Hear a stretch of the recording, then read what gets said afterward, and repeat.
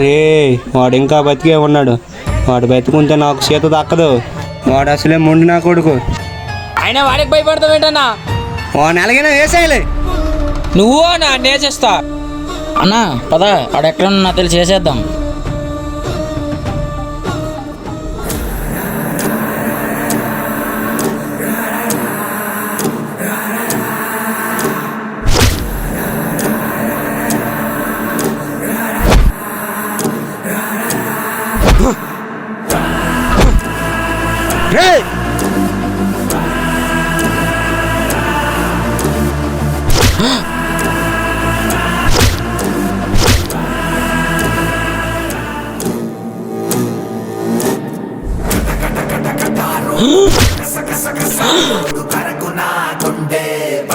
చంపాలనుకుంటావా?